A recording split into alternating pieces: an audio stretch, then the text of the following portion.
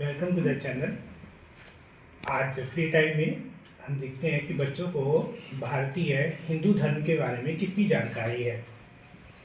तो प्रश्न बोलना शुरू करते हैं। गर्भ। भगवान राम, उनके सबसे छोटे भाई का क्या नाम था?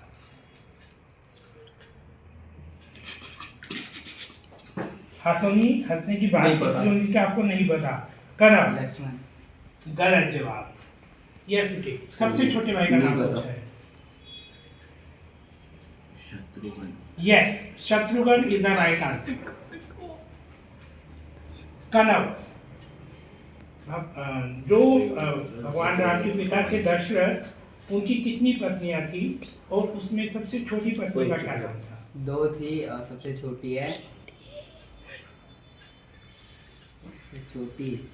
कैकेयी।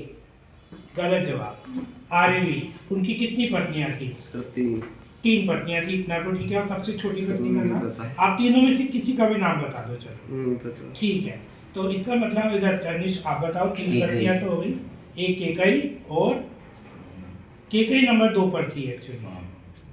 तो सबसे बड़ी पत्नी जो भगवान राम की माता थी। अच्छा, उनकी माता का नाम बताओ। हाँ, भगवान राम की माता का क्या नाम था? ठीक है, आप बता सकते हो बेटे। आपको किसी को नहीं पता, उनका नाम था कौशल्या। ठीक है, तो दशरथ जी की 3 पत्नियां थी, कौशल्या, कैकेयी और सुमित्रा। ठीक है बेटे। जब भगवान जब लक्ष्मण जी को मूर्छा आ गई, तो हनुमान जी उनके लिए एक बूटी लेने गए। वो बूटी कौन सी थी, किस नाम से जाना जाता है उस बूटी को? जड़ी बूटी।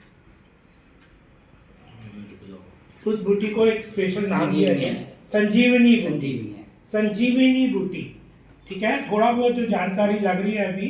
ठीक है, कनव और तनिष्क को थोड़ा बहुत लग रही है। अब आगे देखते हैं कि बच्चों का क्या हाल है। ये तो बहुत बुरी स्थिति है कि बच्चों को हिंदू धर्म के बारे में बेसिक जानकारी भी नहीं है। सर, पंडित लोगों को जाना पड़ता है। हाँ, नहीं, अगर आप हिंदू हो तो बेटे हिंदू धर्म की जानकारी आपको भी होनी चाहिए। ठीक है ना? हाँ, आरवी, आज कौन सा त्योहार है? पूरा बताना उसका नाम।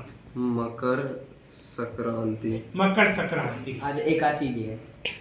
और आज एकादशी है। ओके, मकर संक्रांति। मकर संक्रांति कौन सी तारीख को आती है ज्यादातर, या हमेशा?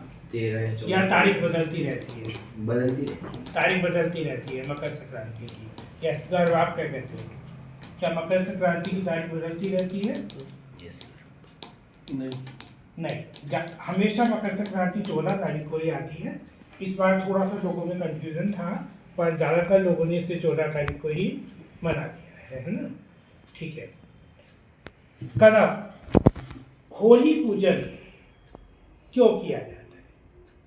हिरण्यकश्यप की बहन उसमें जल गई थी, आग में जल गई थी, मतलब वो क्यों? उसमें दहन हो गई थी। उसका नाम होलिका था। होलिका था, तो क्यों जल गई वो? हिरण्यकश्यप के बेटे को जलाने के लिए। उनका नाम क्या था, हिरण्यकश्यप के बेटे का नाम?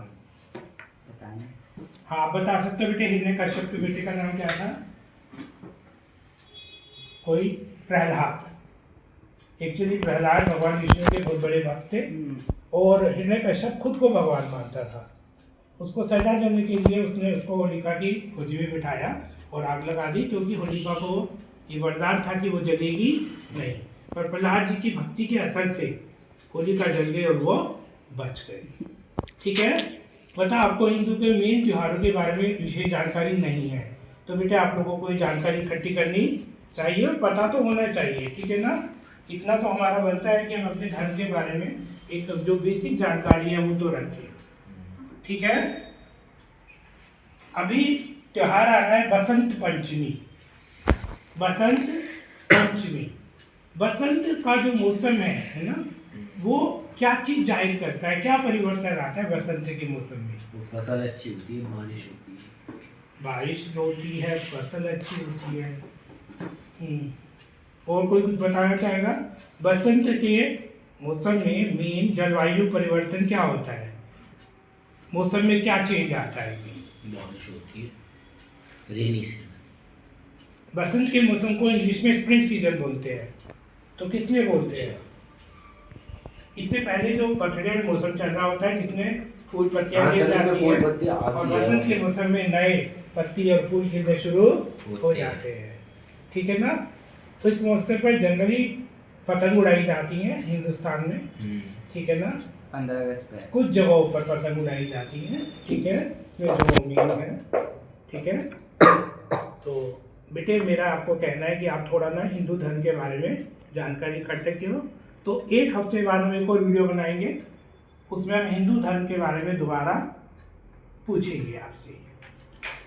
Thank you for watching the video, please like and share the video and subscribe the channel, thank you.